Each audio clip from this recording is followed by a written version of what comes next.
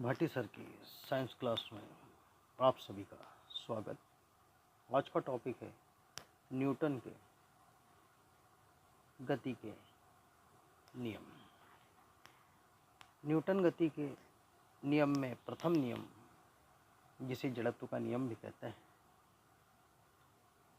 जब तक किसी वस्तु पर कोई बाहरी बल न लगाया जाए तब तक वह अपनी विराम अवस्था में या सरल रेखा में एक समान गति से चलती रहती है। उदाहरण है, फर्श पर रखा बॉल तब तक नहीं हिलता जब तक उसे धक्का ना दिया जाए। जब कोई कार आगे की ओर झुकते हैं, अचानक से ब्रेक लगती है तो यात्री आगे की ओर झुकते हैं, क्योंकि यात्री की गति कार की गति से मेल खाती और बाहरी बल ब्रेक के कारण कार रुक जाती है, जबकि यात्री अभी भी गति में रहते हैं।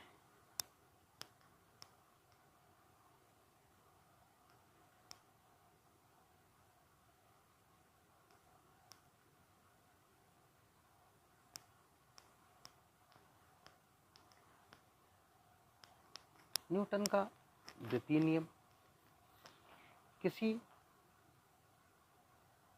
वस्तु के ऊपर लगने वाला बल द्रव्यमान और त्वरण के गुणा के बराबर होता है। इसे संवेग का नियम भी कहते हैं, जिसे F बराबर ma। किसी पिंड के संवेग में बदलाव की दर उस पर लगाए गए बल के बराबर होती है। किसी वस्तु के संवेग में परिवर्तन की दर लगाए गए बल के अनुक्रमानुपाती होता है। F अनुक्रमानुपाती delta P upon delta T। उदाहरण है, वस्तुओं पर जितना अधिक बल लगेगा वह उतनी ही अधिक गति करेगी। जैसे फुटबॉल को जोर से मारना या धीरे से मारना।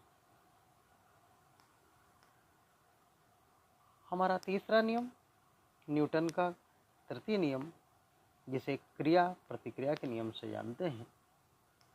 जब दो वस्तुएं आपस में क्रिया करती हैं तो वे एक दूसरे पर बराबर मात्रा और विपरीत दिशा में बल लगाती हैं।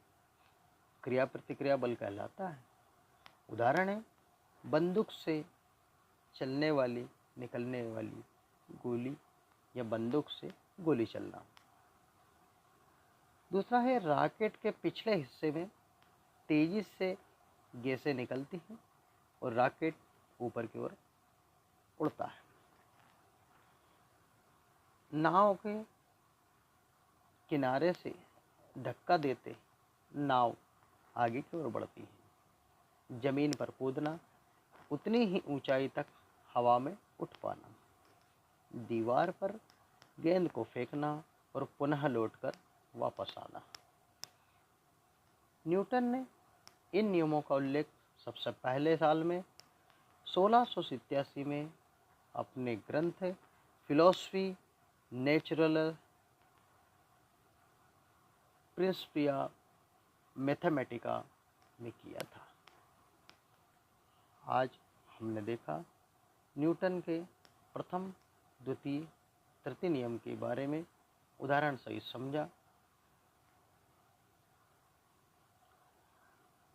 उदाहरणों को दैनिक जीवन में उपयोग के उदाहरण आपके समक्ष प्रस्तुत किए।